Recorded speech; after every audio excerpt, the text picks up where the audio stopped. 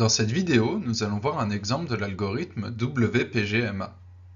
On veut regrouper hiérarchiquement 5 espèces: l'ours, le raton laveur, la belette, le phoque et l'otarie, en se basant sur la matrice D.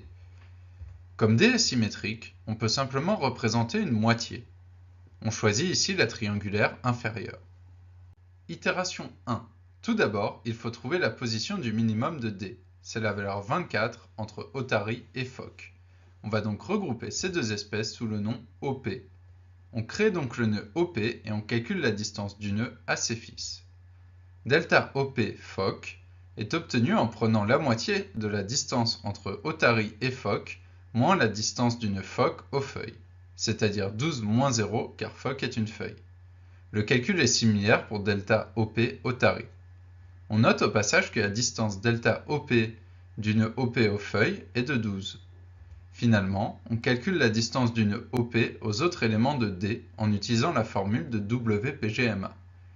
D de OP ours vaut D de otarie ours plus D de phoque ours divisé par 2, qui donne 31. D de OP ratlave vaut D de otarie ratlave plus D de phoque ratlave divisé par 2, qui donne 44. Et D de OP belette vaut D de otarie belette plus D de phoque belette divisé par 2 qui donne 41. On enlève otarie et phoque de D et on ajoute OP en dernière ligne et colonne. Itération 2 maintenant. Le minimum de D est 26 entre ours et ratlave. On va regrouper ces deux espèces sous le nom ORL. On crée donc le nœud ORL et on calcule la distance du nœud à ses fils.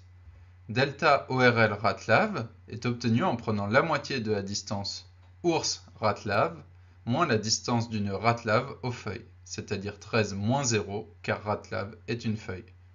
Le calcul est similaire pour delta ORL ours. Et on note au passage que delta ORL, la distance du nœud ORL aux feuilles, vaut 13. Finalement, on calcule la distance du nœud ORL aux autres éléments de D. D de ORL belette vaut D de ours belette plus D de ratlave belette divisé par 2, ce qui donne 38. D de ORL OP vaut D de ours OP plus D de ratlave OP divisé par 2, qui donne 37,5. On enlève ratlave et ours de D et on ajoute OP en dernière ligne et colonne. Itération 3 maintenant. Le minimum de D est de 37,5 entre les OTU OP et ORL. On va regrouper ces deux OTU sous le nom OP-ORL. On crée donc le nœud OP-ORL et on calcule la distance du nœud à ses fils.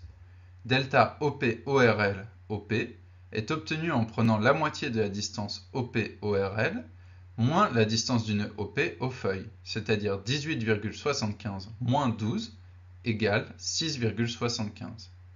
Delta OP-ORL-ORL est obtenu en prenant la moitié de la distance OP-ORL moins la distance du nœud ORL aux feuilles, c'est-à-dire 18,75 moins 13 égale 5,75. On note au passage que delta OP-ORL, la distance du nœud OP-ORL aux feuilles, est de 18,75. Finalement, on calcule la distance du nœud OP-ORL aux autres éléments de D. D de OP-ORL belette vaut D de OP belette plus D de ORL belette divisé par 2, ce qui donne 39,5. On enlève OP et ORL de D et on ajoute OP-ORL en dernière ligne et colonne. Itération 4 maintenant. Il ne reste plus qu'un élément dans D, c'est donc le minimum. On va regrouper l'espèce belette avec l'OTU OP-ORL en créant le nœud BOP-ORL.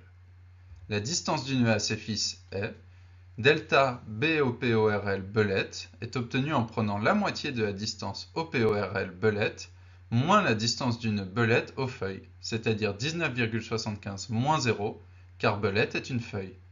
Delta BOP-ORL OP-ORL est obtenue en prenant la moitié de la distance OP-ORL belette moins la distance du nœud OP-ORL aux feuilles, c'est-à-dire 19,75 moins 18,75, qui vaut 1.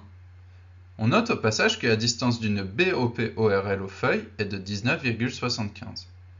Et on a maintenant terminé l'algorithme. Jetons un œil à l'arbre résultat. on a trouvé que otarie et phoque étaient les espèces les plus proches dans notre matrice. Ensuite, on a trouvé ours et raton laveur.